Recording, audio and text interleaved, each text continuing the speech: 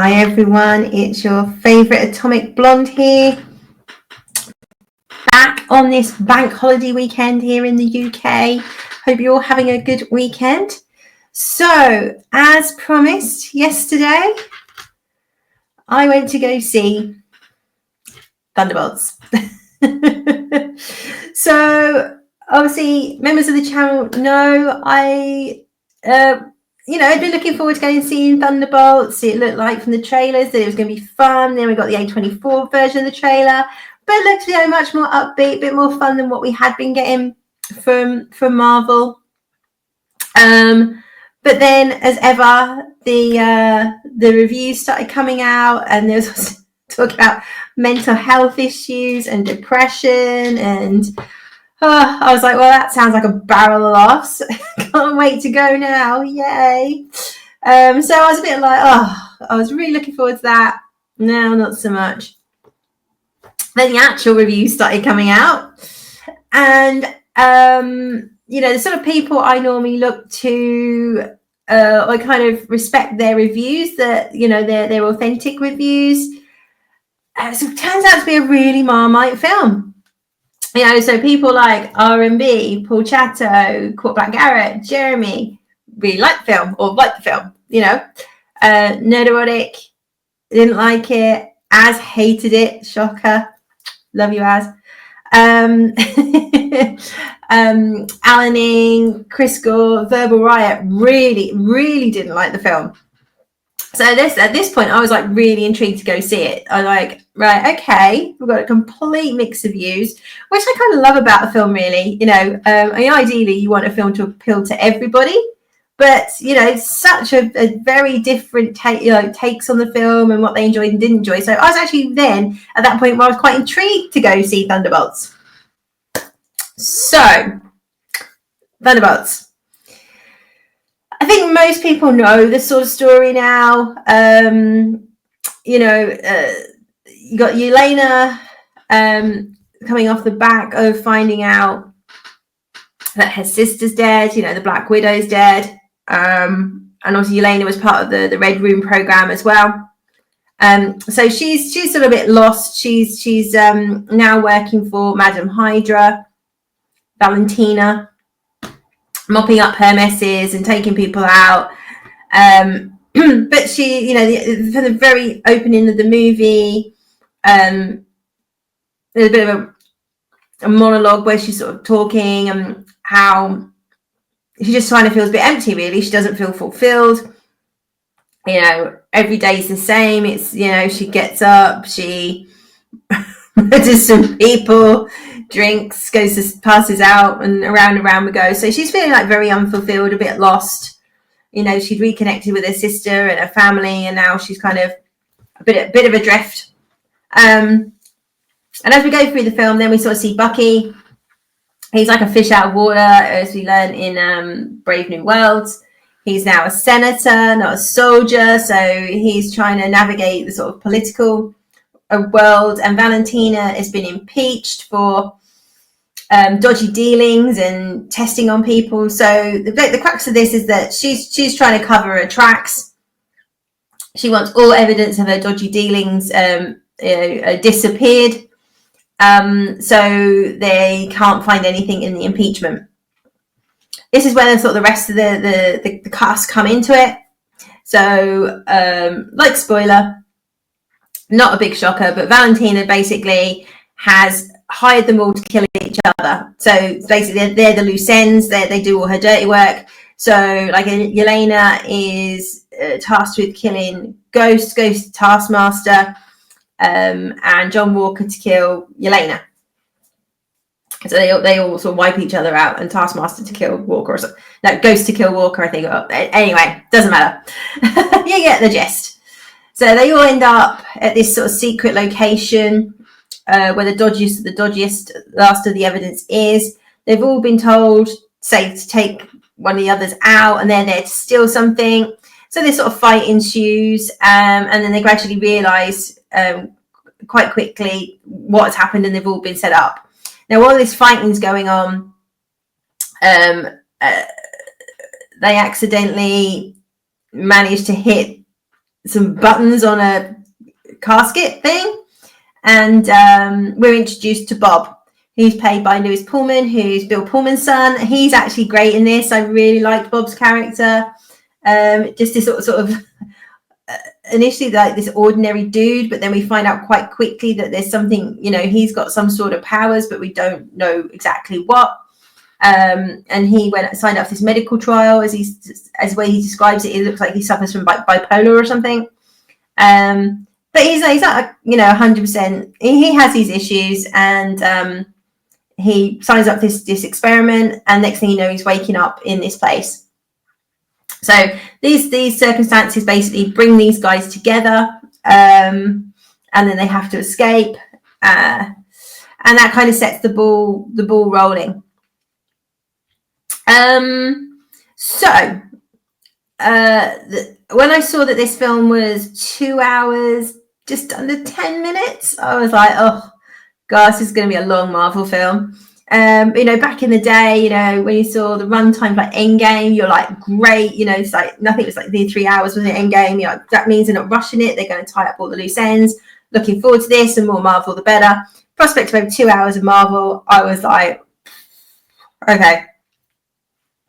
I have to say, it went very quickly. Certainly the first hour and a half flew by, and then the last sort of half an hour, I wouldn't say it dragged, but the pacing, I think it's probably maybe some of the editing, and I will say about this is that, like most Marvel films these days, where they're trying to course correct and maybe take out some more of the cringe, it's very choppy.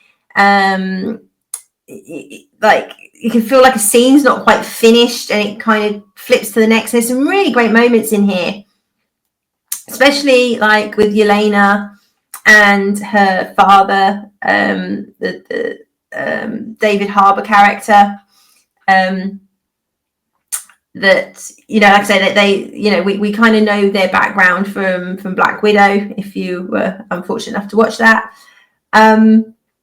But there's two really good scenes where he's sort of giving her fatherly advice and acting like a father, and one later on, and it's about them sort of reconnecting. And again, this is sort of about a group of broken people who through various trauma have kind of ended up where they are. So all this kind of really leaning into the mental health stuff that was coming out through the reviews, I'd kind of ignore or disregard, really. Yes, it does touch on, you've got one character, I don't come out and say he's bipolar, but he says I have these really high highs and then these lows when the lows take over, so you can kind of figure out it's that. And you got Helena, who's dealing with grief, she's lost her sister, and we find out how horrific their upbringing was in the Red Room. But it is very surface level. Basically, got a group of broken people who are actually kind of fed up with being broken and just trying to find a better purpose in life. That's basically what it is. It's not as depressing as the reviews are making out. Like, hey, they're all in therapy, and let's watch a group of dysfunctional people work through therapy. It is not that. Yes, it touches on themes, but I'd say it touches on. It's really not as depressing as the reviews made out.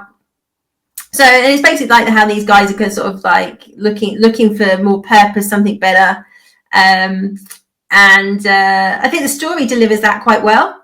So I would say it's the first Marvel film I've watched in a long time that's watchable. You're not constantly sitting there rolling your eyes and cringing and just saying, I just want this film to be over, or this film's just stupid and why would they do that? I think the characters, certainly the acting by all the characters is very solid. It's good. The relationship between, or the chemistry between Bucky and David Harbour's character, is it the Red Guardian, who's the Russian super soldier, Elena's father, is great. Because obviously they're like two super soldiers together and all this kind of stuff. And Yelena and Ghost in this aren't girl bosses. There's a couple of I think you could roll your eyes a little bit moments, especially when John Walker's introduced and Ghost makes a comment about how he killed an innocent man. And anybody, again, who suffered through Falcon and Winter Soldier what actually happened was his partner was murdered by a terrorist, and he flips and he kills him. But it's then recorded on people's phones him killing this guy. And what I did like about that, even though that comment I thought was like, because really John Walker's character was done really dirty in Falcon and Winter Soldier. Also, they could tee up Sam being Captain America. He stands his ground. He kind of goes, well, it depends on your definition of innocent. You know, he doesn't just stand there and take it. Whereas I think in previous Marvel films, he would have gone, oh, yeah, I've been told off by the women. I should, yeah, you're right. He doesn't have any of that. And his character is a complete a-hole in this. But again, he does get better as it goes on. But you can understand why he is. You know, it's like he was done dirty and this guy's pissed. You know, so he's trying to, you know, he was the ultimate hero. He was Captain America and was just like thrown to one side, basically. So you kind of understand his motivations or why he, you know, he doesn't really have any trust for anybody and he's kind of angry at the world, you know. But I'd still enjoyed his character in this and how the story kind of plays out. So yeah, pacing was good. Editing is kind of all over the place, and like I say, the good moments, they don't really let them sit. They don't really let you sort of reflect on what's been said. The Chris Gore review I saw, where he said like people were like roaring with laughter. Yeah, that is. I mean, I think there was a couple of places where people, I would say, chuckled, and one of those is the most laugh I had in my theatre was the end credit scene, and some words came up on the screen, and that's the most that people laughed. So there you go. So there is still too much of that cringe Marvel humor in there. There's a couple of places where it lands, where it works, but again, it's constant. Either you've got a meaningful scene and we have to put something trite in there, or a meaningful scene and we just cut away straight away, so you don't really have time to let it sort of sink in and resonate.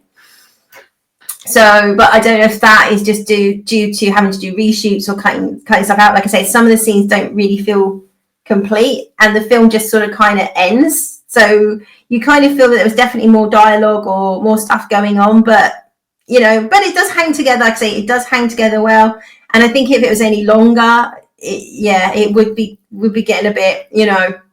So, and even 2 hours 10 is probably a bit long. You could have easily taken another sort of 10 minutes out of it, I think, like at the end. But yeah, I guess overall, I mean, the problem is the bar is so low when it comes to Marvel now. But overall, I said it okay. I think it was, like I say, it was watchable, entertaining to a point. Is Marvel back? Let's all celebrate. Absolutely not. This is not a patch on old Marvel at all.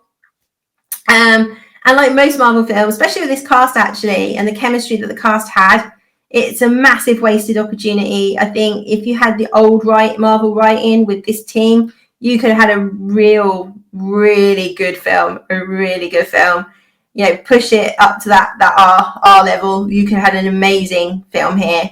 But it's okay. We've got an okay film. We've got a watchable film out of Marvel. Like I said, the bar's pretty low. But, you know, I went to go see it yesterday morning. Cinema was quite full. But, you know, Sunday afternoon, bank holiday, you know, some time to kill. Is it worth going to see? Yeah, absolutely. What I question is probably why this won't do, I don't think, massive numbers at the box office, not just because of the Marvel issues, but rewatchability. I think in the past, Marvel films done so well at the cinema because people would go back and watch them over and over again. Would I go to the cinema to watch this again? No. When it comes on Disney Plus, will I watch it again? Yeah, maybe sort of stick it on in the background because I know the story kind of thing. Yeah, I probably would. But am I pre-ordering the steelbook of this? No. So, you know, it's just another, I guess, mid film, but we haven't even had a mid film from Marvel for quite a while. So is it better? Yes. Is it great? No. Is Marvel back? Remains to be seen. The very end credit scene does tie this into the Fantastic Four film coming up. And the end credit scene is a little bit cringe. I will give you that. It's like, and it feels like it was definitely kind of bolted on. I think it's like to say, like, do we link this in? Don't we link it in? I don't know. But has it got me excited to see Fantastic Four? No. Was this good enough that I think, oh, actually, you know, they do seem to be heading into something good? Definitely not. But yeah, pleasantly surprised that it was actually watchable. So, you know, is that progress? I guess. I don't know. But anyway, guys, please like, share, and subscribe the video. All your shares, comments really help. So I'd love to know what you think about Thunderbolts. Have you been to see it? Are you planning on seeing it? Or are you just completely out with Marvel? Love to know. Put your thoughts in the comments and I will come back to you as always. So that's it. That was my Thunderbolts review. Better, but not great. But that's it for now on my Pop Chat special, and I'll be back soon with some more Pop Chat. Now you take care now. Bye-bye.